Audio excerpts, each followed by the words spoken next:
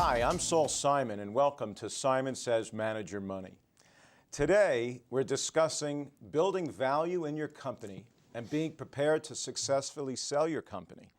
Preparing your company today, which ultimately will provide more options for you tomorrow.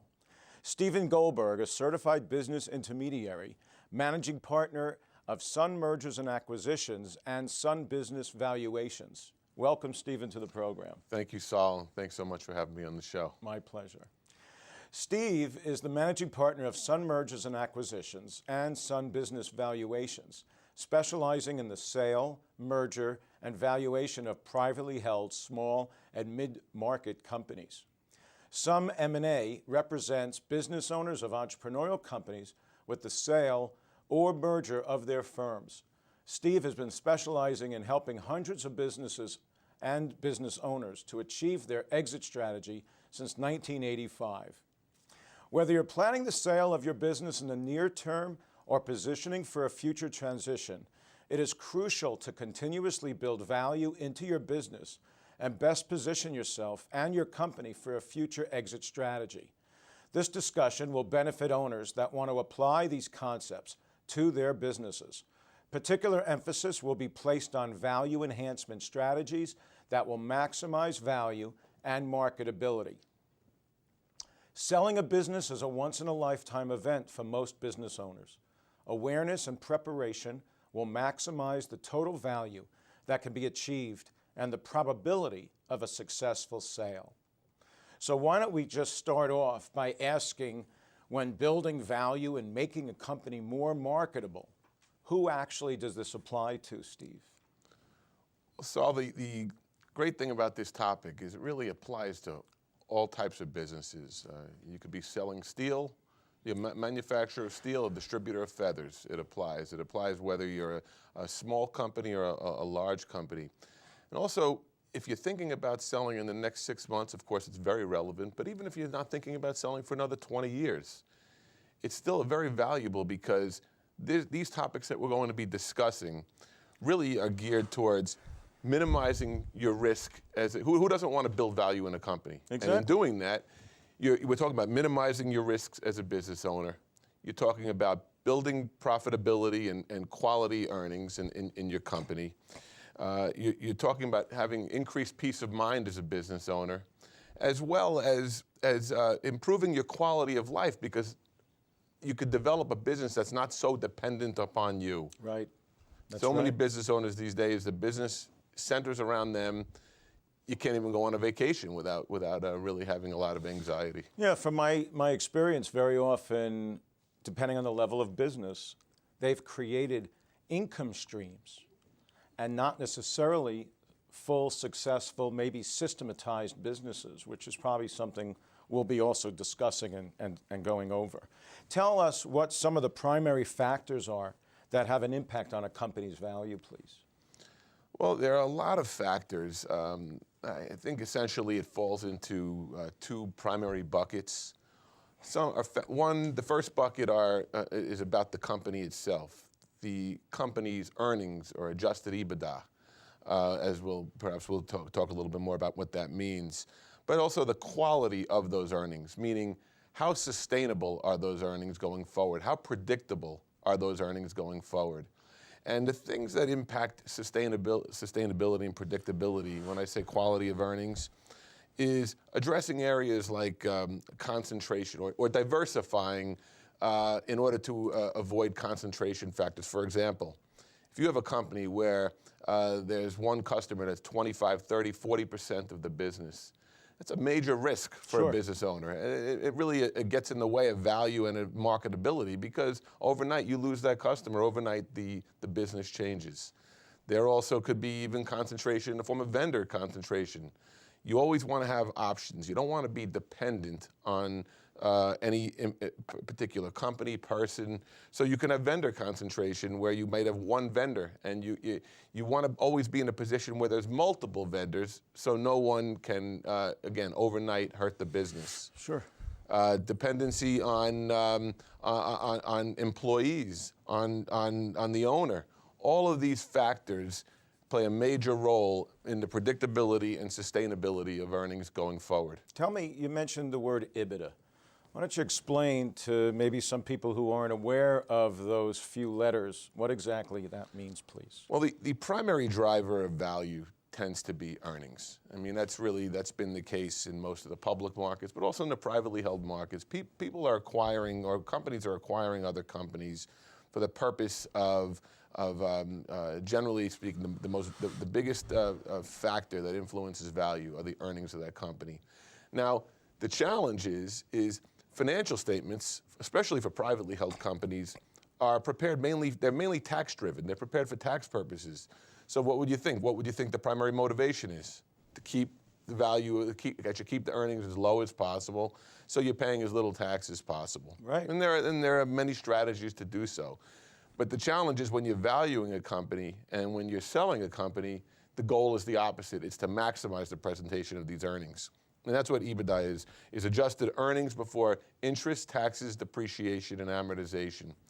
And when I'm saying adjusted earnings, we take a look at, we'll look at up to 60 different things we'll look for when we go through each line item on a financial statement. We'll look for one-time or non-recurring expenses that perhaps brought profitability down that we're going to add back or recast back to the financials. As a profit. Yes, as that would have been profit. Right. For example, if you went through a lawsuit, unusual lawsuit, or the company went through a move recently, yeah, sure, or applied for some unusual licensing that required a capital outlay.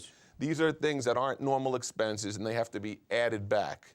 Additionally, in most closely held businesses, there are a number of shareholder perks and fringe benefits as well that have to be identified that tend to drive down value. Salaries. Shareholder salaries can be really, they're discretionary. Sure, large. And you have to normalize the salaries and add back any excess salaries. Non-cash expenses such as depreciation, amortization, these are accounting expense items that have to be added back for the purpose of presenting the company and value and maximizing value in the company. As I said, there's about 60 potential items, and we look at each item on the financial statement to make sure we capture everything, because you want to present that, you want to make that financial presentation as best as possible to maximize earnings. Yeah, so very often as I'm experiencing conversations with business owners, some of their net worths, that could be 80, 90% of their net worth in their business. And very often we're so busy with our personal life, with children, with obligations, some priorities, and then successfully managing and running our business, dealing with all sorts of compliance and then governmental regulations. Very often we don't think to take the time to actually look at what are my goals? Would I like to retire or sell this business in the next 3 years? And just like any type of planning, we really need to set up, it's almost like telling a story, showing my papers and preparing a story and preparing goals for this ultimate disposition of an asset. So let's talk, share with us a little bit more about now the selling process. What exactly do we have to do with regards to the packaging or preparing the presentation?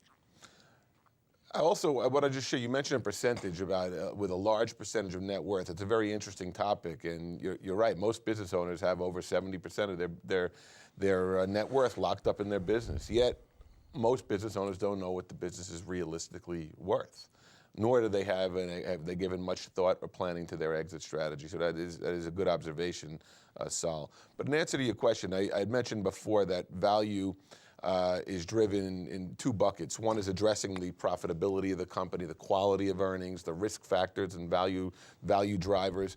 But the other is maximizing or building value through properly going through the sale process. And what I mean by that is properly packaging the company is very important.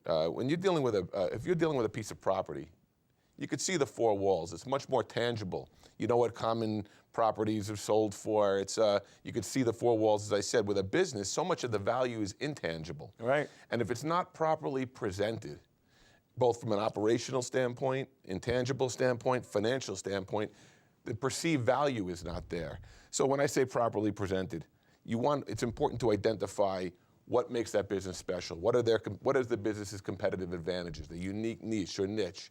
What are the expansion opportunities available to the business, so people know that there's where to go from here. There's a plan to go forward to grow the business.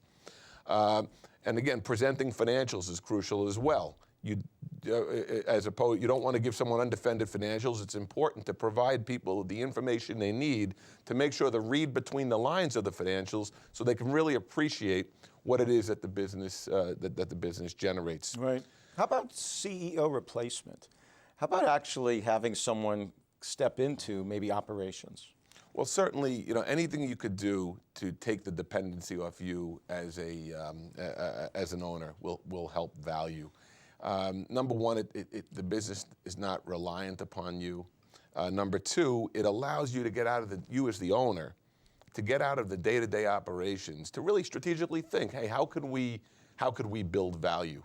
How could we build value? What could we do? What could we introduce? What's coming ahead in our industry? What are the risk factors in the industry that we have to steer clear of?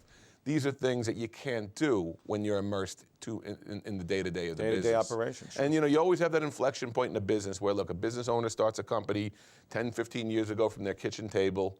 They build it up to a point now where it's an $18 million company in a 70,000 square foot warehouse. There's 80 people working for the company. Beautiful, beautiful. If you don't change the way in which you manage, it's going to be a problem. But getting back to the sale process, so properly presenting the information, presenting the financials, that can add a lot of value.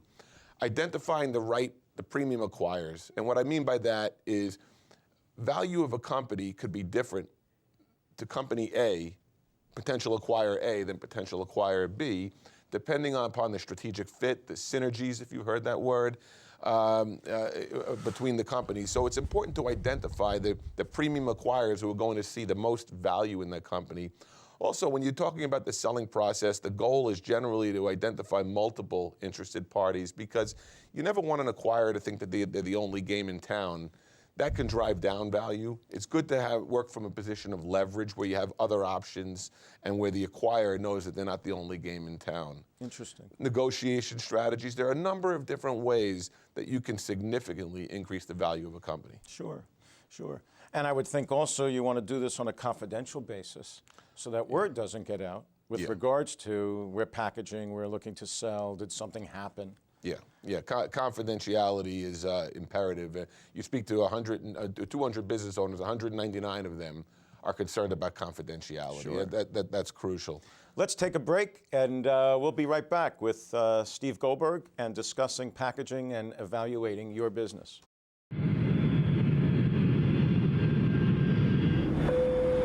Ladies and gentlemen, this is your captain speaking. We've been cleared for takeoff to beautiful Hawaii.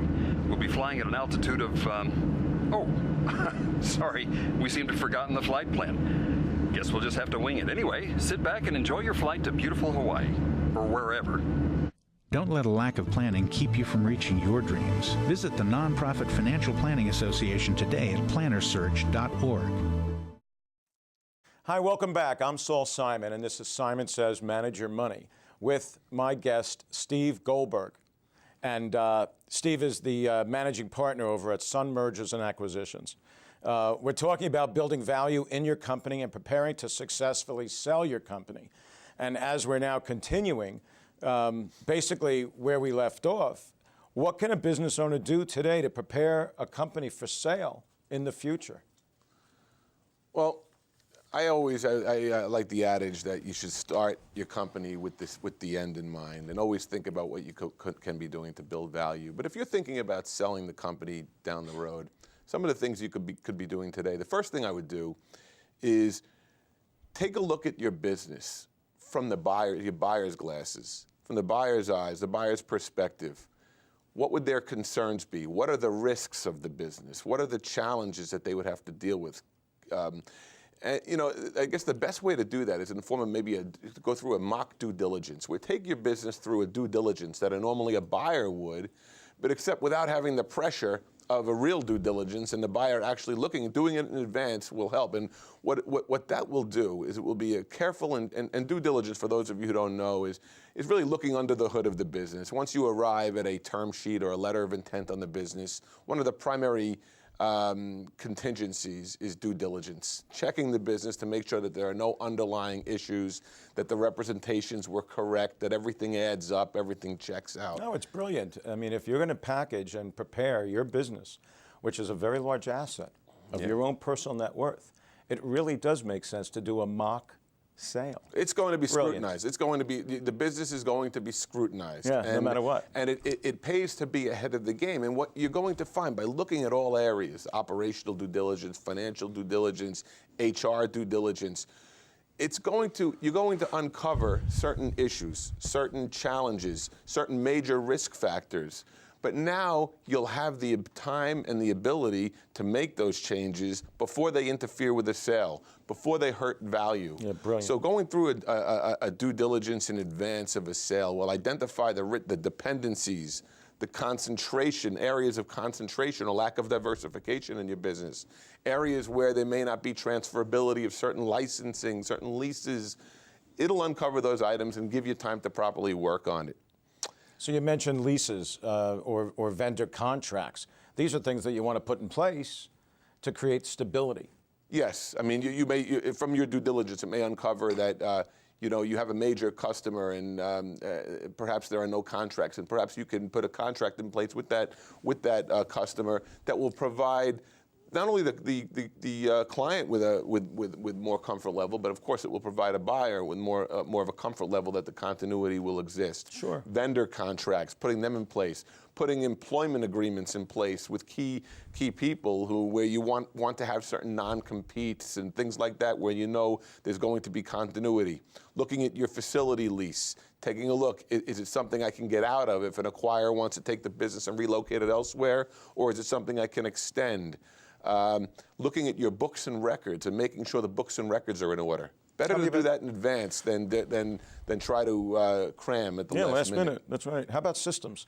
How about systems and processes are always key, and the reason that's key is, you never want to have dependency. And where does dependency? Of course, we talked about owner dependency, where there's so many businesses where so much of the business is in the owner's heads. Right. So much of the business is tied up in that one key engineer or that one key employee, that one key salesperson.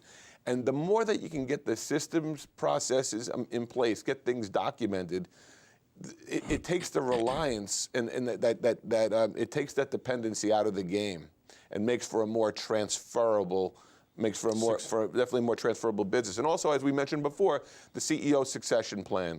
I can't tell you how important that is, because if someone sees a business that's so reliant on the owner's relationships, expertise, the owner wears 4 hats, and which is very common. The smaller the business, the more common it is. It's their baby. And no question. It's hard to let go, but that's going to hold value back. So again, looking at it in advance, it gives you plenty of time to address those factors. Let's talk about mistakes. What are some typical mistakes that a business owner can do to either to hurt value, or to actually hurt the ability to sell the company?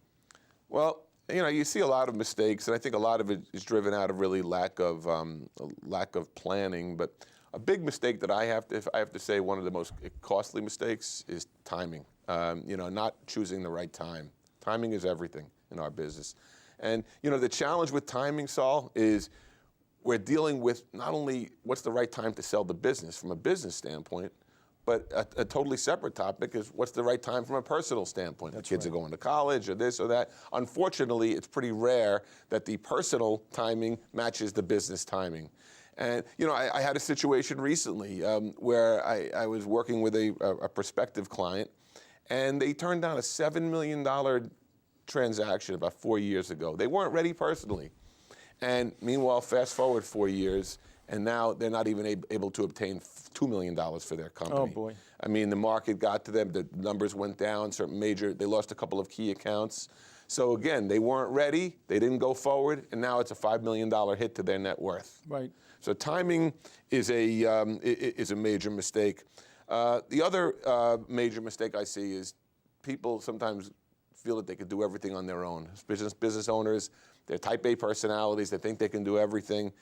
And they'll try to go through a selling process without working with someone who's got their back, someone who's been through hundreds of transactions, someone who understands the complexity of a transaction. They think, hey, no one knows the printing business, or no one knows the packaging business, or no one knows the wholesale garment business like I do. No one knows the IT business like I do. I'll handle it. But what they don't realize is the M&A field, merger and acquisition field, and transactions are very complex. And trying to go through something on your own can be very costly. You don't want to experience a learning curve on something that you do only once and where there's many times millions of dollars at stake. Well, because I would think the acquirers probably did this before, and they've got experience doing this. And I would hate for a business owner, a type A personality, as you referenced, we all have egos, could actually be winging this type of event and then have something not work out the way they would want it to, if not to maximize the full sale of the value of the business. Yeah, no, it's definitely not a level playing field in almost all the cases. Sure. The buyers have bought many companies. They've made numerous acquisitions over the past year or 2 years, whereas seller, it's normally their first time selling, and you don't want to be in an unequal playing field situation. So from a quality of life perspective, I really can't talk specifically about a person looking to now, okay, I've had enough, I'm going to sell the business. Now let's talk about the best timing for someone to pursue the sale of a business, given the market, given the economy, given that industry. The best timing to sell a business is when that business is on an uptrend. And ideally on an uptrend, but where there's also foreseeable growth in the future. It allows you to tell present the best picture, the best story, and give people the best feeling about future growth and future earnings of the company. So doing something on the uptrend is important, as opposed to you can have 6-7 years of really quality earnings, good track record, but if all of a sudden you're experiencing a 20-25% decrease during the current year, it's going to be amazing that all the focus will be on that, on what's going on now, what's changing in the industry, what's happening with the business, as opposed to, and all the focus will be taken off all that quality growth time you put in over the last 6 or 7 years. Right. So identifying the timing and hitting it on the uptrend is very, very important. Tell me about some of the first steps a business owner should take when they're thinking about selling their business. The first step someone should take is to really get a realistic understanding as to what that business is worth, or what's likely to be attainable. But let me back up. Really, the first step they should take, because it really ties into getting the right feedback, is to choose the right team around them. There are so many qualified people out there who've been through hundreds of transactions, as I said. You want people that know what they're doing, that have been in the trenches, that have seen the mistakes, that have the creative answers, know how to build value. You want them to have your back. So hiring the right team is a big thing. Getting a realistic understanding of value up front is critical. I can't tell you how many people I've seen, they'll go to right into the selling process without really fully vetting out what's likely to be realistic. They think they might know, but they don't know. And what that could lead to is number one, the realistic valuation may not be in line with your expectations. So it could lead to taking the focus off the ball, number one. Number two, jeopardizing confidentiality unnecessarily. So what's important is to get a realistic understanding about what's the value of the company, Saul. Right. What's the likely transaction terms that you're going to find, the likely transaction structure? What are the tax implications? Now, having an understanding of that allows you to make an informed decision, which is critical when you're dealing with something that's so important. You've worked 20 years to put your business where it is. You should make an informed decision as opposed to shooting from the hip. Sure, brilliant. You never want to do that. And of course, you also want to address the major risk factors or deal breakers ahead of time. So if you notice there's an agreement you have to put in place, there are some things you have to shore up in the business. Those are some of the first steps you want to do, rather than wait until the transaction is well into negotiations. And then what will happen is if you have to deal with certain issues, A, it may be too late, or B, it may cause a lack of momentum. And probably the biggest deal killer out there is when there's a lack of momentum, when things slow down. Organization of being prepared. What is your niche? What is Steve Goldberg's niche? Well, our niche is working with very closely with closely held, family-owned, entrepreneurially held companies. We're not. There are business in our market. There are business brokers that handle more of the mom and pop retail businesses, and then you have on the other side you have investment banking firms focused on doing the $100 million, billion-dollar the deals you read about in the Wall Street Journal. Right. And we found a huge underserved market was that family-owned, entrepreneurially owned company, and that our niche is working very, very closely with the principals of closely held companies to help them to in all aspects of the selling process. Again, it's something that they're going to do once in their life, and our goal is to help them really maximize value, maximizing the probability of achieving their goals. You know, just like any business, I really feel that we're in the same business of education, of Yes. being able to ask questions, guide someone through the process as to what they should be looking out for, what things they want to do to prepare for the goal. I loved earlier when you said you want to begin with the end in mind. Yeah. Because very often we had a thought, we had this entrepreneurial spirit, we started to build something, things started to fall in place, and all of a sudden we're running a very large business. And from my experience of dealing with successful business owners, sometimes they're not best managers.